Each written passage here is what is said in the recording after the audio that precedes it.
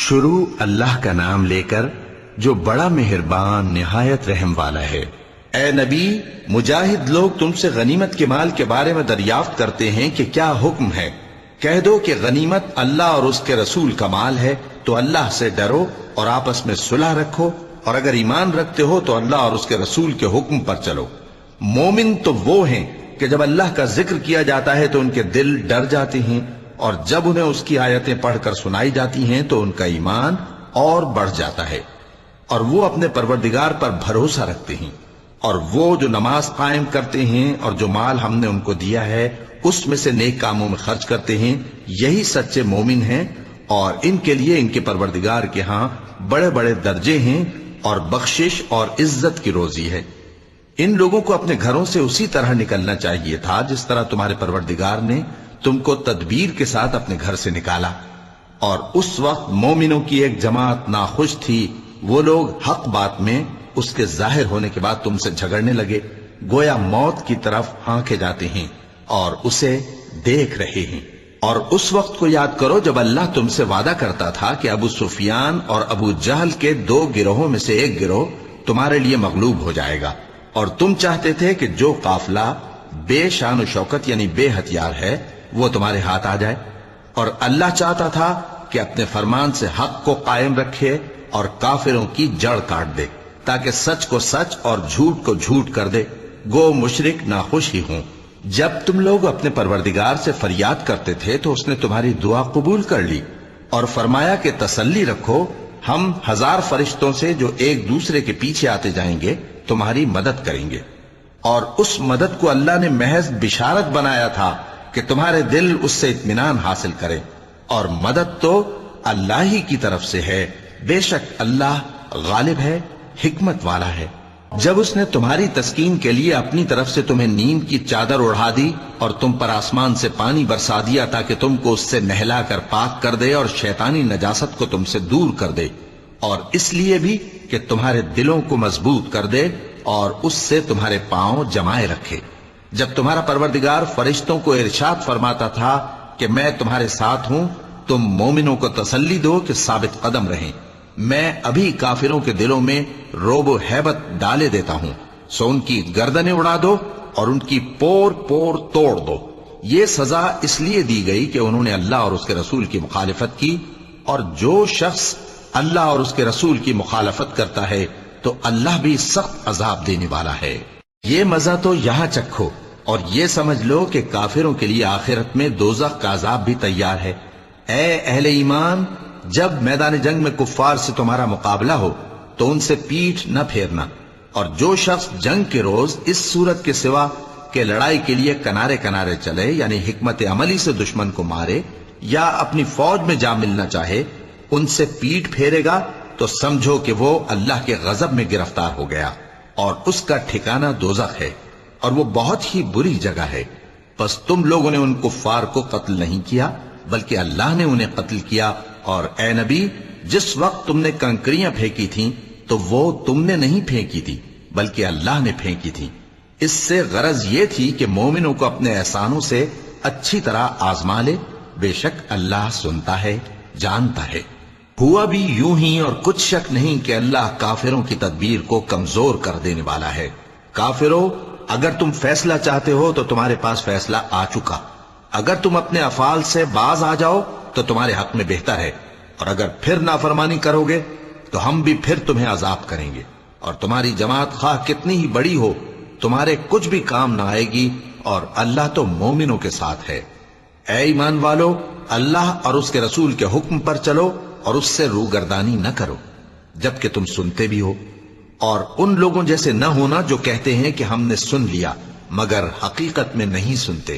کچھ شک نہیں کہ اللہ کے نزدیک تمام جانداروں میں بدترین وہ بہرے گونگے لوگ ہیں جو عقل سے کام نہیں لیتے،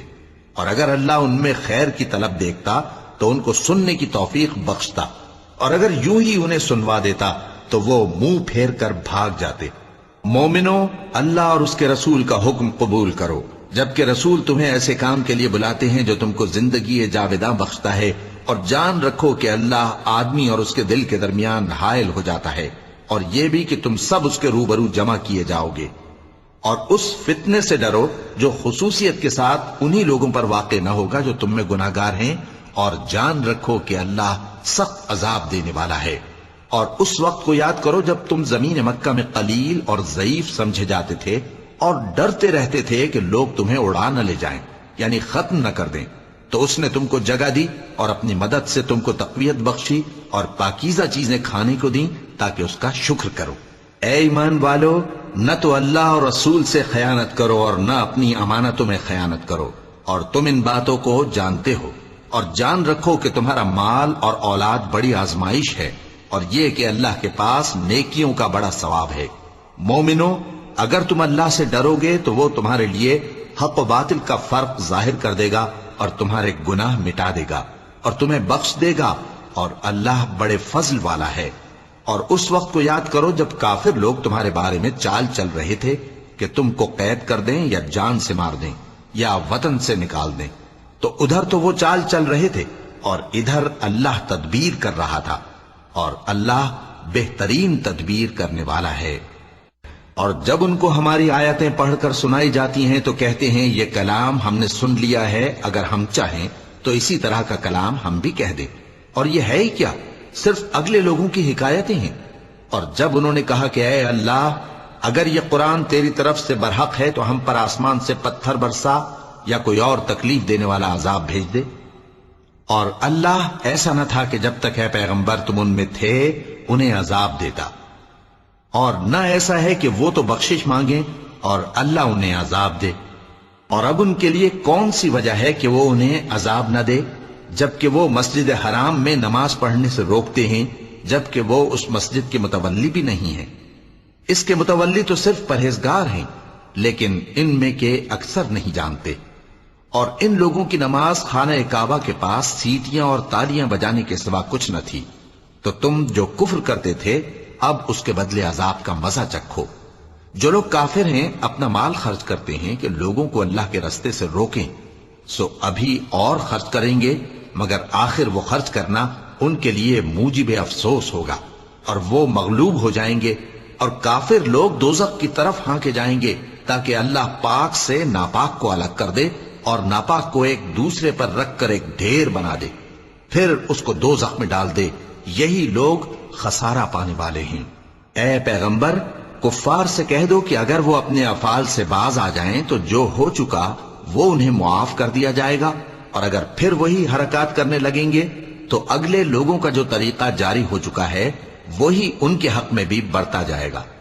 اور ان لوگوں سے لڑتے رہو یہاں تک کہ فتنہ یعنی کفر کا فساد باقی نہ رہے اور دین سب اللہ ہی کا ہو جائے، اور اگر وہ باز آ جائیں تو اللہ ان کے کاموں کو دیکھ رہا ہے، اور اگر روگردانی کریں تو جان رکھو کہ اللہ تمہارا حمایتی ہے، اور وہ خوب حمایتی اور خوب مددگار ہے۔ اور جان رکھو کہ جو مال غنیمت تم کفار سے حاصل کرو اس میں سے 5واں حصہ اللہ کا اور اس کے رسول کا اور اہل قرابت اور یتیموں کا اور محتاجوں کا اور مسافروں کا ہے۔ اگر تم اللہ پر اور اس نصرت پر ایمان رکھتے ہو جو حق و باطل میں فرق کرنے کے دن یعنی جنگ بدر میں جس دن دونوں فوجوں میں مٹ بھیڑ ہو گئی تھی ہم نے اپنے محبوب بندے محمد صلی اللہ علیہ وآلہ وسلم پر نازل فرمائی، اور اللہ ہر چیز پر قادر ہے۔ جس وقت تم مدینے سے قریب کے ناکے پر تھے اور کافر دور کے ناکے پر، اور قافلہ تم سے نیچے اتر گیا تھا، اور اگر تم جنگ کے لیے آپس میں قرارداد کر لیتے تو وقت معین پر جمع ہونے میں تقدیم و تاخیر ہو جاتی، لیکن اللہ کو منظور تھا کہ جو کام ہو کر رہنے والا تھا اسے کر ہی ڈالے، تاکہ جو مرے بصیرت پر یعنی یقین جان کر مرے، اور جو جیتا رہے وہ بھی بصیرت پر یعنی حق پہچان کر جیتا رہے۔ اور کچھ شک نہیں کہ اللہ سنتا ہے، جانتا ہے۔ اس وقت اللہ نے تمہیں خواب میں کافروں کو تھوڑی تعداد میں دکھایا تھا، اور اگر بہت کر کے دکھاتا تو تم لوگ جی چھوڑ دیتے اور جو کام درپیش تھا اس میں جھگڑنے لگتے، لیکن اللہ نے تمہیں اس سے بچا لیا، بے شک وہ سینوں کی باتوں تک سے واقف ہے۔ اور اس وقت جب تم ایک دوسرے کے مقابل ہوئے تو کافروں کو تمہاری نظروں میں تھوڑا کر کے دکھاتا تھا اور تم کو ان کی نگاہوں میں تھوڑا کر کے دکھاتا تھا، تاکہ اللہ کو جو کام کرنا منظور تھا اسے کر ڈالے۔ اور سب کاموں کا رجوع اللہ ہی کی طرف ہے۔ مومنو، جب کفار کی کسی جماعت سے تمہارا مقابلہ ہو تو ثابت قدم رہو اور اللہ کو بہت بہت یاد کرو تاکہ مراد حاصل کر لو، اور اللہ اور اس کے رسول کے حکم پر چلو، اور آپس میں جھگڑا نہ کرنا کہ ایسا کرو گے تو تم بزدل ہو جاؤ گے اور تمہاری ہوا اکھڑ جائے گی، اور صبر سے کام لو کہ اللہ صبر کرنے والوں کا مددگار ہے۔ اور ان لوگوں جیسے نہ ہونا جو اتراتے ہوئے یعنی حق کا مقابلہ کرنے کے لیے اور لوگوں کو دکھانے کے لیے گھروں سے نکل آئے اور لوگوں کو اللہ کی راہ سے روکتے ہیں، اور جو اعمال یہ کرتے ہیں اللہ ان کا احاطہ کیے ہوئے ہے۔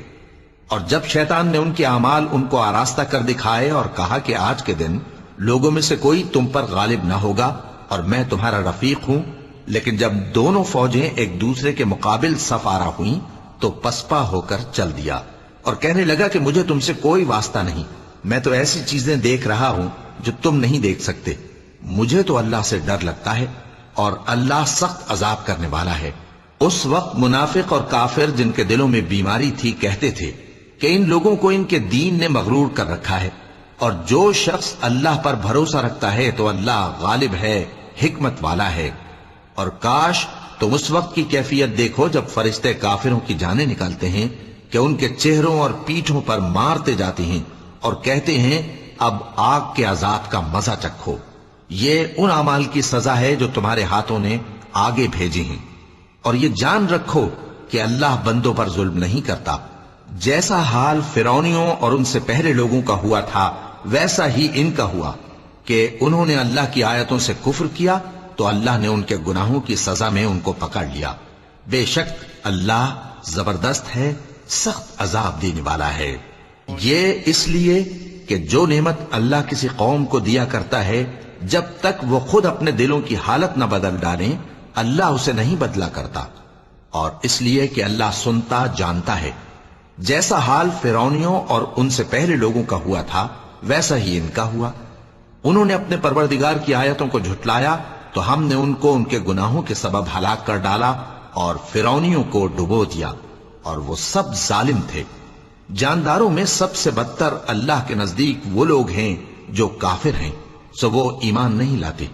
جن لوگوں سے تم نے صلح کا عہد کیا ہے پھر وہ ہر بار اپنے عہد کو توڑ ڈالتے ہیں اور اللہ سے نہیں ڈرتے، اگر تم ان کو لڑائی میں پاؤ تو انہیں ایسی سزا دو کہ جو لوگ ان کے پس پشت ہوں وہ ان کو دیکھ کر بھاگ جائیں، عجب نہیں کہ ان کو اس سے عبرت ہو۔ اور اگر تم کو کسی قوم سے دغابازی کا خوف ہو تو ان کا عہد انہی کی طرف پھینک دو کہ اس طرح تم سب برابر ہو جاؤ۔ کچھ شک نہیں کہ اللہ دغابازوں کو دوست نہیں رکھتا، اور کافر یہ خیال ہرگز نہ کریں کہ وہ آگے نکل گئے ہیں، وہ ہمیں عاجز نہیں کر سکتے۔ اور جہاں تک ہو سکے فوج کی جمعیت کے زور سے اور گھوڑوں کے تیار رکھنے سے ان کے مقابلے کے لیے مستعد رہو کہ اس سے اللہ کے دشمنوں اور تمہارے دشمنوں اور ان کے سوا اور لوگوں پر جن کو تم نہیں جانتے اور اللہ جانتا ہے ہیبت بیٹھی رہے گی، اور تم جو کچھ اللہ کی راہ میں خرچ کرو گے اس کا ثواب تم کو پورا پورا دیا جائے گا اور تمہارا ذرا نقصان نہ کیا جائے گا۔ اور اگر یہ لوگ صلح کی طرف مائل ہوں تو تم بھی اس کی طرف مائل ہو جاؤ، اور اللہ پر بھروسہ رکھو، کچھ شک نہیں کہ وہ سب کچھ سنتا ہے جانتا ہے۔ اور اگر یہ چاہیں کہ تم کو فریب دیں تو اللہ تمہیں کفایت کرے گا، وہی تو ہے جس نے تم کو اپنی مدد سے اور مسلمانوں کی جمعیت سے تقویت بخشی اور ان کے دلوں میں الفت پیدا کر دی، اور اگر تم دنیا بھر کی دولت خرچ کرتے تب بھی ان کے دلوں میں الفت پیدا نہ کر سکتے، مگر اللہ ہی نے ان میں الفت ڈال دی، بے شک وہ زبردست ہے، حکمت والا ہے۔ اے نبی، اللہ تم کو اور مومنوں کو جو تمہارے پیرو ہیں کافی ہے۔ اے نبی، مسلمانوں کو جہاد کی ترغیب دو۔ اگر تم میں 20 آدمی ثابت قدم رہنے والے ہوں گے تو 200 کافروں پر غالب رہیں گے، اور اگر 100 ایسے ہوں گے تو 1000 پر غالب رہیں گے، اس لیے کہ کافر ایسے لوگ ہیں کہ کچھ بھی سمجھ نہیں رکھتے۔ اب اللہ نے تم پر سے بوجھ ہلکا کر دیا اور معلوم کر لیا کہ ابھی تم میں کسی قدر کمزوری ہے، پس اگر تم میں 100 ثابت قدم رہنے والے ہوں گے تو وہ 200 پر غالب رہیں گے، اور اگر 1000 ہوں گے تو اللہ کے حکم سے 2000 پر غالب رہیں گے، اور اللہ ثابت قدم رہنے والوں کا مددگار ہے۔ پیغمبر کو شایع نہیں کہ اس کے قبضے میں قیدی رہیں جب تک کافروں کو قتل کر کے زمین میں کثرت سے خون نہ بہا دے۔